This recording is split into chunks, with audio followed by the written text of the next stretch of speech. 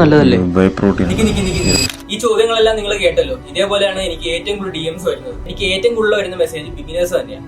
അവർ ചോദിക്കുന്നത് ബ്രോ ഏത് സപ്ലിമെന്റ് എടുക്കേണ്ടത്, ഏത് സപ്ലിമെന്റാ നല്ലത്. അവർ ഏറ്റവും കൂടുതൽ കേൾക്കുന്നതും കാണുന്നതൊക്കെ മാസ് ഗെയിനർ, വേ പ്രോട്ടീൻ, ക്രിയാറ്റിൻ അങ്ങനത്തെ 3 സപ്ലിമെന്റ് മാത്രമായിരിക്കും. ഒരു ബിഗിനർക്ക് വേണ്ട 3 സപ്ലിമെന്റ് ഞാൻ പറയാം. ക്രിയാറ്റിൻ, വേ പ്രോട്ടീൻ എന്ന് പറഞ്ഞ് എല്ലാവരും അതിന്റെ പുറകെ പോകുമ്പോൾ നമുക്ക് വേണ്ട ഒരു സപ്ലിമെന്റ് നമ്മൾ മറന്നു പോകുന്നുണ്ട്. അതാണ് ഫിഷ് ഓയിൽ. എന്തുകൊണ്ട് നിങ്ങൾ ഫിഷ് ഓയിൽ എടുക്കുന്നു ഞാൻ പറഞ്ഞുതരാം. നിങ്ങൾ ഫിഷ് ഓയിൽ എടുക്കുകയാണെങ്കിൽ നിങ്ങൾ വർക്ക്ഔട്ട് ചെയ്ത് കഴിയുമ്പോൾ നിങ്ങൾക്ക് വരുന്ന ജോയിന്റ് പെയിൻ, മസിലിന്റെ ഇൻഫ്ലമേഷൻ അങ്ങനെ എല്ലാം ഫിഷ് ഓയിൽ നല്ലപോലെ കുറയ്ക്കും. പിന്നെ നിങ്ങളുടെ സ്കിൻ ഡെവലപ്പ് ആവും, നിങ്ങളുടെ ഹെയർ ഡെവലപ്പ് ആവും. അങ്ങനത്തെ കുറെ ഗുണങ്ങൾ ഫിഷ് ഓയിൽ ഉണ്ട്. രണ്ടാമത്തത് ക്രിയാറ്റിൻ. ഏറ്റവും കൂടുതൽ റിസർച്ച്ഡ് ആയിട്ടുള്ള സപ്ലിമെന്റ് ആണ് ക്രിയാറ്റിൻ. ഒരു ബിഗിനർക്ക് കൺസ്യൂം ചെയ്യാൻ പറ്റുന്നതും അഫോർഡബിൾ ആയിട്ടുള്ള ഒരു സപ്ലിമെന്റ് ആണ് ക്രിയാറ്റിൻ. പിന്നെ ക്രിയാറ്റിനെ മാത്രം എടുത്തുകൊണ്ട് നിങ്ങൾക്ക് റിസൾട്ട് ഒന്നും വരാൻ പോകുന്നില്ല. നല്ലൊരു ഡയറ്റിംഗ് എടുത്താൽ മാത്രമേ റിസൾട്ട് വരൂ.